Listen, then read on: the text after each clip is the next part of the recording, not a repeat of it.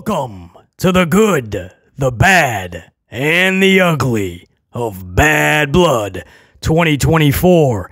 This, the official review for this WWE PLE for the Amplified channel. If you're a veteran subscriber, you know how this works. If you're new to the channel, first, welcome, salute. Secondly, allow me to explain.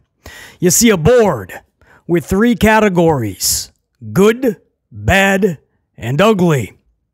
Every single match from last night's big PLE will go into one of these columns, at least one tally per column. But at any time, for any reason, I can add tallies to any column. You want to stay away from that ugly column. At the end of this review, every single ugly tally transfers into 2 bads. Every ugly will turn into 2 bads. And we've seen in the past, time after time, that these uglies, they greatly will determine if this was a good or bad PLE. Hopefully, there was no uglies on this card when it was all said and done, but we will find that out right now. And WWE wasted no time bringing the fire to this event, so we will do the same. We start with Hell in a Cell, CM Punk versus Drew McIntyre, the final chapter. Bell to bell, this was a 31-minute match. 8 minutes in, Punk is already bloodied after being lawn-darted into the steel structure. Mac then drives a wrench into the wound. Later in the match, Punk says, "Screw the wrench, I'm using the whole toolbox," and proceeds to bash a toolbox over the dome piece of Drew McIntyre. Mac is now also bloodied. Punk hits a GTS, but Mac falls out of the ring. Punk uses all of his energy just getting Mac back into the ring, and when he finally does, he is met with a Claymore. Punk then locks in the sharpshooter, which Mac tapped out to back in Berlin. But unlike Berlin, on this night at Bad Blood inside Hell in a Cell, there was a wrench next to Drew McIntyre, the same wrench he used earlier in the match, and he utilized that wrench yet again to not just fend off, but to break the hold. CM Punk, after multiple shots from that wrench, drops to the canvas. We then go into an aerial shot so that the referee could bring in some towels to clean the faces of Punk and McIntyre. That's how much blood was spilled in this match at this juncture. And that shows you that Hunter Hearst Helmsley, the powers that be, they did not want to show that much. Evidently just too much for the advertisers. So they went to a 20-some-odd second aerial shot. When we came back to the action and back to the ring, we go to a pretty badass suplex. Drew McIntyre suplexes Punk from the ring apron to the outside through a table. And then later, Punk is back on offense, a second GTS, but Mac is able to kick out. So if you're keeping score, the first GTS, Mac was able to roll out of the ring. The second, he was able to kick out. Mac then hits white noise on steel steps that were located inside the ring from that second turnbuckle, second rope. Badass white noise. Punk's back first into the steel steps.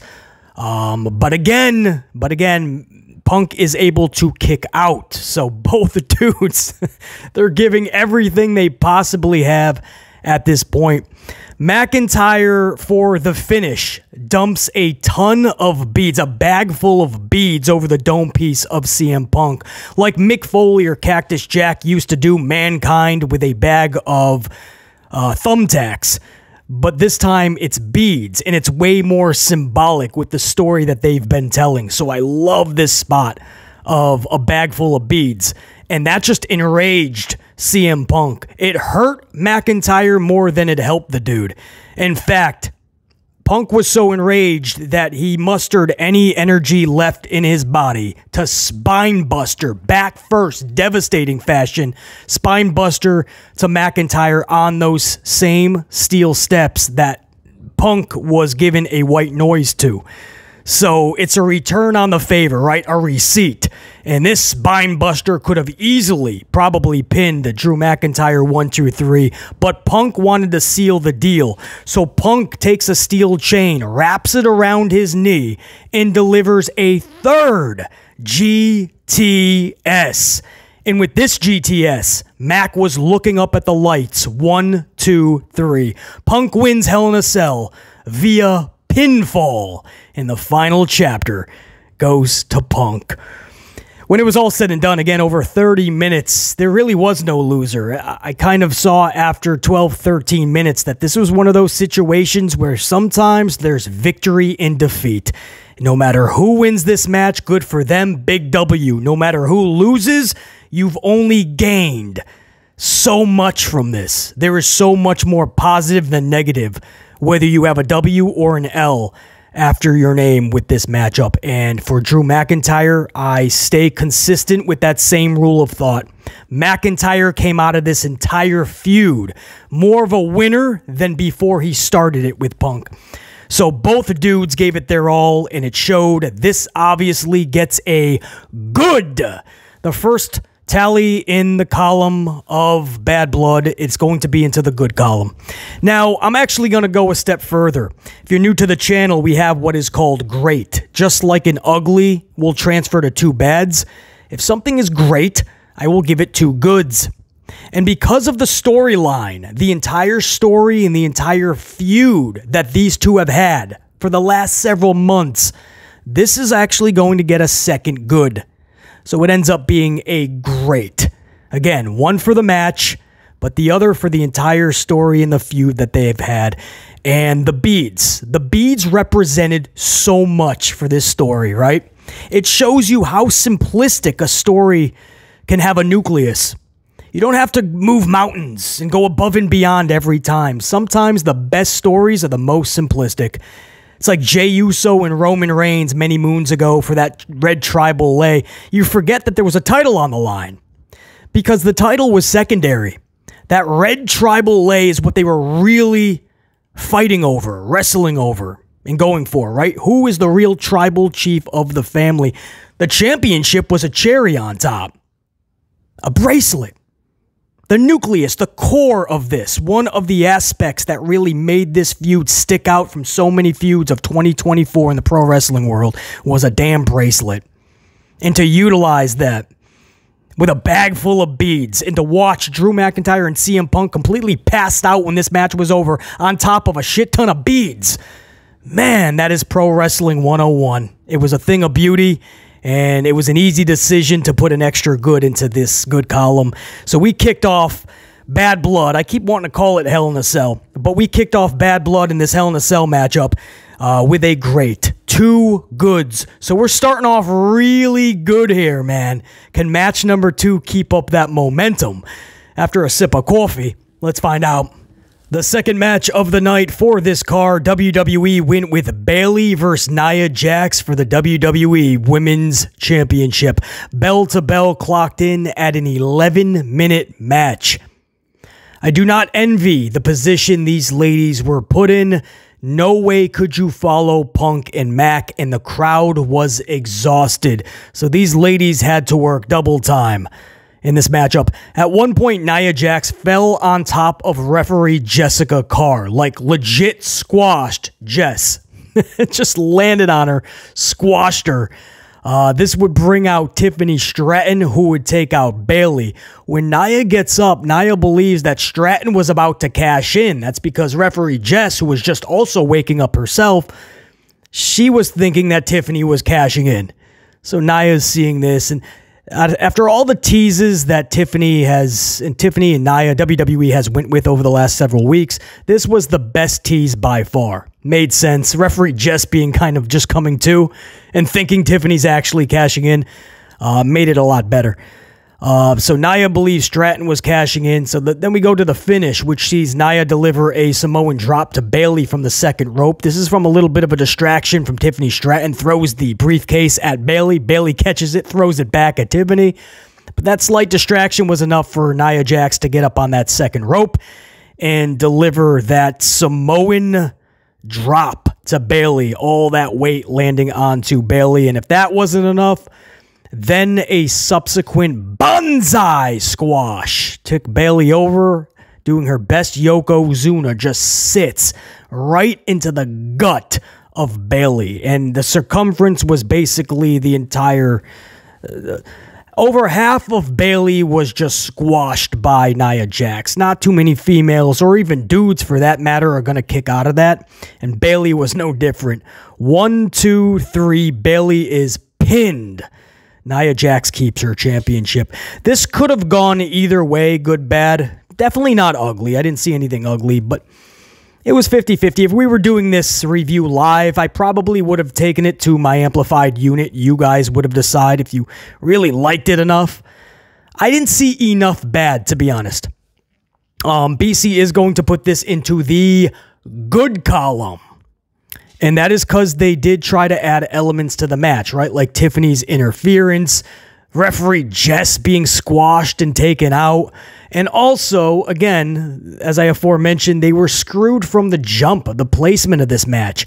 Hunter's been around long enough. He knows exactly what's going to happen when you put this type of match right after the match that started the night off with Punk and Drew Hell in a Cell. He knew that was the time everybody's going to the bathroom, getting their popcorn, their soda pops, their beers, going for a smoke, or just sitting down and regrouping. They know what they're doing. They put this match there on purpose. So with all that said, man, there's no way I can in good conscience put that into the bad column. I understand if a lot of you guys feel it was more bad than good. I just didn't see enough bad to overtake good.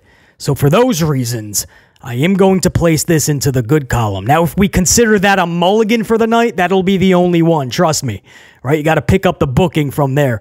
There could have been and should have been a lot better booking for the finish of this match. I totally agree. But for what we did get, I didn't see enough bad to overtake the good. So I will throw a mulligan to these ladies. I will put this into the good column. We go into match number 3. This was Finn Balor versus Damien Priest. Again, the board currently sits at 3-0 after just 2 matchups. Match number 1, Hell in a Cell, garnered a great, which is 2 goods. Match number 2, just squeaked by, a mulligan, but did earn a G, did get a good. So 3-0-0, no bads, no uglies. Let's keep that momentum going. Can match number 3 deliver? Let's find out. Balor Priest, match time clocked in at 10 minutes. Crowd came back to life for this match. Carlito and JD McDonald's interfere late, but Priest weathers the storm and delivers South of Heaven for the pinfall. That's it. That's all the notes say because that's all that happened, guys. With all the interference, with all the offense from Balor to supposedly make him look good, not weak, it was one simplistic South of Heaven. This, to sum it up, and this is exactly what I put in the notes, it was a good match, horrible finish.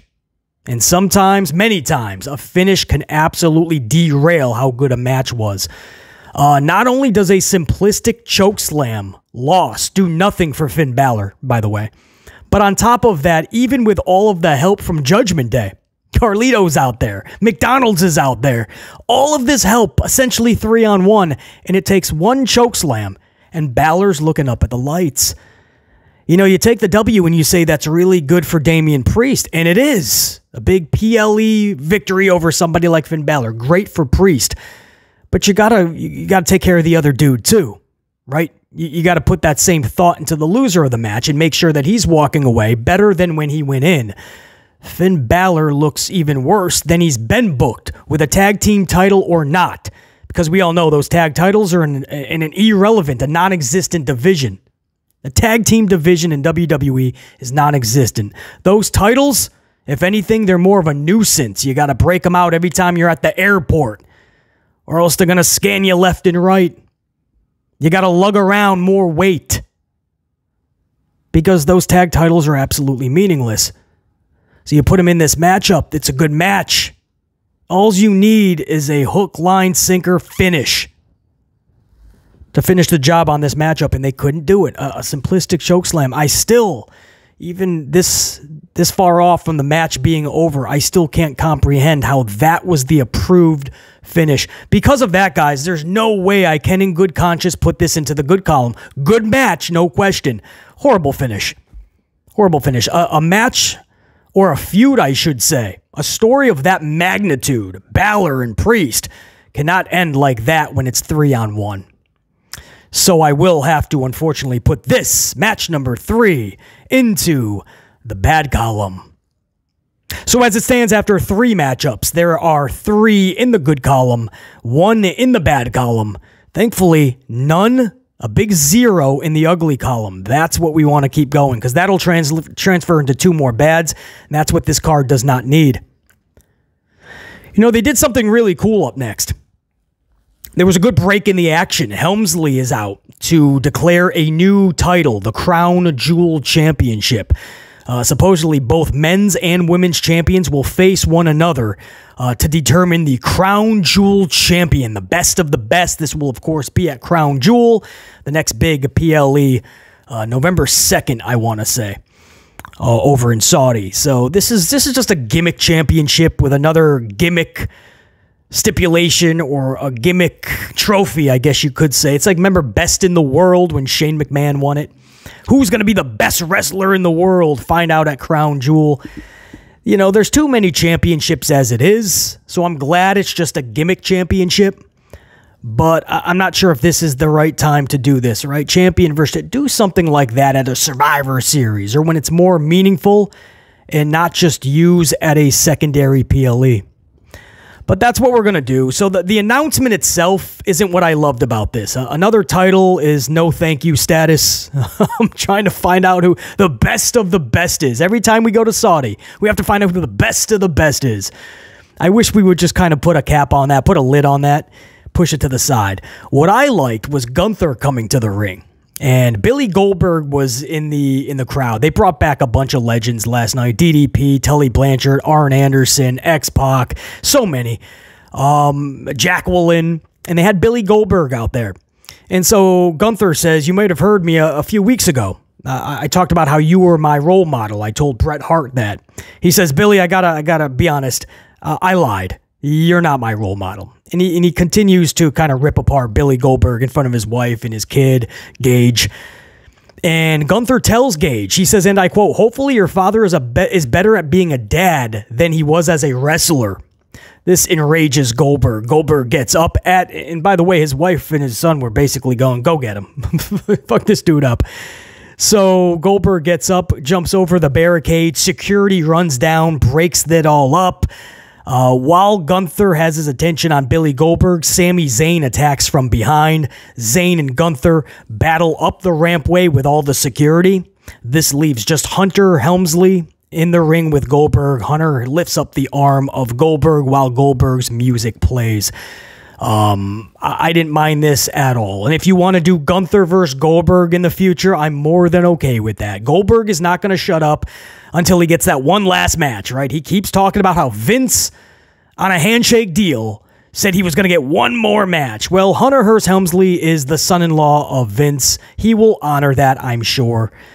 Goldberg, Gunther, as long as Gunther defeats Goldberg, this is a no harm, no foul. Do it in Crown Jewel, by the way, right? That's where you usually have these type of exhibition matchups, like a Logan Paul versus a Roman Reigns, something like that. Or you bring Shawn Michaels out of retirement after years and Hunter to face Kane and Undertaker. You do these weird matchups, you do it at Crown Jewel. So do Goldberg and Gunther. It's no harm, no foul at all. I like this. And again, it broke up the action, brings back in Goldberg, allows Sami Zayn and Gunther to continue their story before their big title match this Monday night. So there's a lot of good here. So you know what? Even though it's not a match, as I said in the rules, I can put a tally in any column at any time for any reason. This break in the action goes into the good column. So now going into match number 4, you have 4 in the good, 1 in the bad, still 0 in the ugly column. Match number 4, Liv Morgan versus Rhea Ripley. Dominik Mysterio hangs high above in a shark cage. You might as well call Liv Morgan Liv Guerrero last night because she came out in a lowrider, and during the match, she's hitting 3 amigos beautifully. So, Liv Morgan, man, really tapping into this whole Mysterio connection. Mysterio was great too, man. Mysterio tapping into his inner Eddie Guerrero. Lie, cheat, steal, you name it. And it also tapped into his one night in jail character, right? He spent that one night in the clinker. It's because Dominik Mysterio was able to actually pick the lock of the shark cage, guys. I thought that was just brilliant. And what happened afterwards was even better. Because he was able to pick the lock. He tries to get out, but he gets caught up. I don't know how, but he was caught up in the chain or something, and he's hanging from the cage. He's hanging from the cage. So then Ripley delivers a devastating riptide to Liv Morgan on the outside mat right in front of the cage, because the cage was hanging above the aisleway. So a badass deliverance of the riptide. Liv Morgan's down and out. Ripley then grabs a kendo stick, but instead of taking out Morgan some more, it's pretty obvious what she's intending to do, right? You have Mysterio hanging upside down. You have a kendo stick. This is going to be a game of human piñata. And Ripley treated Dominik Mysterio like he was the human piñata. And she starts whacking away at Mysterio. It was only until a returning Raquel Rodriguez attacked Ripley from behind. Eventually, this would subsequently lead to Liv Morgan retaining her championship. Rhea Ripley was not able to walk away with that title. Rhea Ripley attacked by a returning Raquel Rodriguez. So beautifully done. This probably upset a lot of fans who were hoping Rhea was going to have another big night and hoist up that title. But guys, the truth is, as much as you may be upset about it, this was absolutely the right call. Rhea doesn't need a title right now. She's going to be just fine. Now is the time to continue to build Morgan and her status. Now is the time where it's all hands on deck for Liv Morgan, because Ripley's going to be a natural star because that's what the company wants to push anyway. She's fine. Morgan is right on the cusp, and she's got a pretty damn good fan base as well. So right now, you have to continue this push for Morgan because it's becoming something very special. Her and Dominik have something very special together. Her title reign is becoming special. There was no reason to throw that title on Rhea Ripley. It's not needed. So, as much as a lot of fans might be upset about this outcome, it was absolutely the right outcome. And on top of that, I just love how there was just so much thought put into booking this matchup, right? It seems like there was fun. And when you have fun booking a match or a storyline or a feud, you're going to get the best product on television or on these pay-per-views, PLEs, because it's going to come through. It's going to show, right? When people are having fun, it shows, and it's contagious. You had the booking of this match. You had some lowriders, shark cages, a return like Raquel Rodriguez. There were so many aspects to this matchup. There's no way this goes anywhere but the good column. And then it was the main event of Bad Blood 2024. The Bloodlines, Solo Sikoa and Jacob Fatu versus Roman Reigns and current champion of this world, Cody Rhodes. Can they coexist? A lot of fans felt, BC included, that Drew McIntyre, CM Punk, Hell in a Cell should have been the main event of this PLE. And unless those rumors turned to be true that The Rock was going to show up, unless that was the case, it should have been CM Punk and Drew McIntyre. But there was rumors that The Rock was an hour away at some college football game. So there was a big chance, heavy speculation that The Rock could show up. As the day went on, those rumors turned to reputable reports. So then it was pretty clear that that tag match had to be in the main event spot if The Rock is coming back. Aside from that, and we'll get to that in a minute, aside from that, this tag match was business as usual, status quo. If you got these 4 individuals and this match was put on a SmackDown, there was nothing out of the norm throughout the entirety of this match. It wasn't until the finish, when the tide started turning just a bit in favor of the Bloodline, the numbers game would kick in, and Tama Tonga Loa would hit the ring. and the heels were outnumbering the faces, that's when it really started to pick up a little. But again, nothing, even then, it's nothing that you wouldn't have seen on a SmackDown between these four individuals. But it wasn't until this hooded individual hits ringside. Now, a lot of fans are thinking, all right, it's just another new Bloodline member, right, to take out Roman and Cody. But no, this hooded individual took out Tama Tonga and Tongaloa. This hooded individual would reveal himself to be Jimmy Uso. The return of Jimmy Uso, and he realigns with the original Bloodline member and leader, Tribal Chief Roman Reigns. Jimmy Uso is back, and he is back with Roman. That's what we all kind of speculated would happen, but until the deed is done, you just never know. Jimmy Uso, was really good to see him back. Really cool to see him realign with Roman. And because of Jimmy Uso, a spear was hit from Roman Reigns. Roman and Cody would take this W. There's no way, man. There's no way you could have Cody and Roman team up and still lose. So as much as the Bloodline needs some reputable booking to make them look prestigious, right? And not just a bunch of clowns, not just individuals that just, you look at them and it screams bootleg, right? Dollar General version of the original Bloodline. They need some W's. They need good booking. This was not the night to do it. Roman and Cody had to get this W. If you're going to use the vehicle of Jimmy Uso to get that W, more than okay with it. And again, really cool to see Jimmy Uso.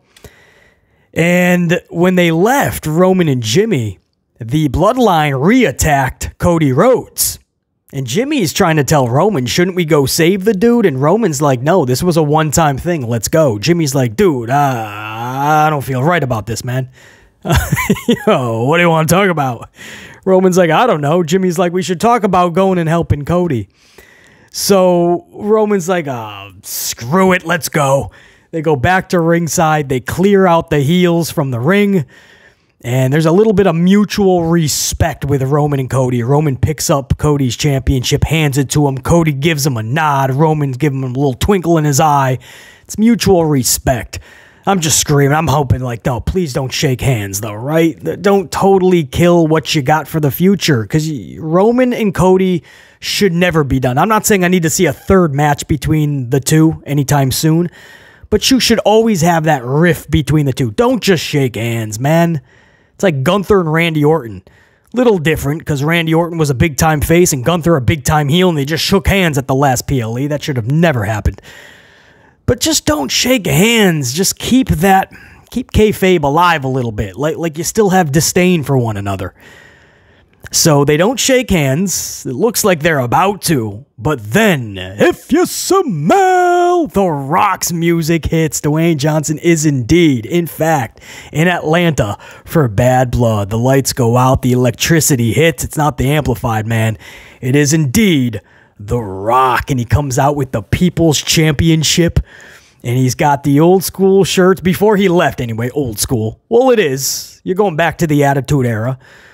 But the heel attire, and he's got that look in his eyes, his own twinkle, right? And he's got the eyebrow extra raised. He's just on his heel game, it felt like. Now, he could absolutely align himself with Roman and Cody out of the blue, but he was giving off heel vibes. There was a big, massive pop when his music hit, and as time went on, as the minutes went by, and it was just Rock at the top of the ramp, by the way. He didn't come to the ring. His music hit. It played. It stopped. The crowd reacted. As minutes went by, you started to hear more boos, and it's The Rock kind of taking it all in. Like, yeah, F me, right back to ya, to the crowd. It just felt more like a heel vibed The Rock. And the night would end. The show would go off there with The Rock going 3, 2, 1. Music hits.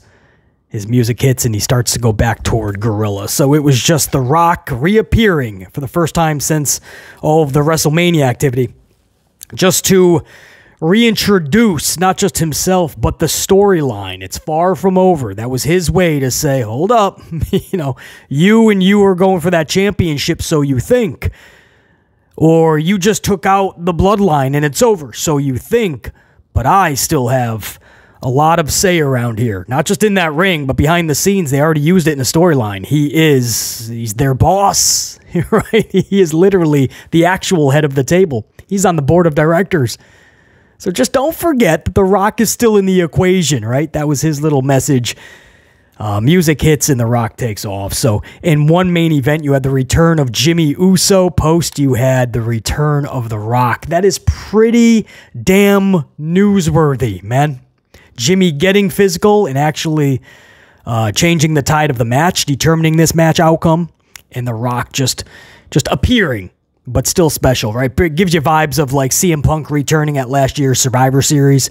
Just the music plays, CM Punk kind of right there in the aisleway, and we go off there. Same thing with The Rock here. So, man, that was newsworthy. That was pretty huge. Again, the match itself, nothing out of the norm, nothing we couldn't have seen on a SmackDown. But since Jimmy Uso showed up, everything afterwards, that is PLE worthy, pay-per-view worthy, so that absolutely gets a good. So overwhelmingly, this was a good event. Hopefully, if you guys caught it, you felt the same, you enjoyed it, you were captivated by it. If you didn't watch the event, you're just listening to BC's review, and if I tell you guys there was enough good, catch it, maybe you will. Well, that's what I'm telling you. There was more than enough good. Go catch it. It's a good 3 to 3.5 hours of pro wrestling content, a good pro wrestling show. That's all I'm going to leave you with, man. Go rock out the rest of your weekends until next time, and there will be that next time. Monday Night Raw review, man, headlined by a big championship match, Gunther versus Sami Zayn. Are they going to have Goldberg show up at the tail end of this and spear Gunther? Either way, I don't see Sami Zayn taking this championship, so that would have to be post-match, I would think. But it looks like Hunter is going to do something with Goldberg and Gunther. Anyway, that's your big title match Monday night. BC will have the full amplified review for you guys within 24 hours afterwards. That's it. Signing off now for Bad Blood 2024. BC in the unit saying check you.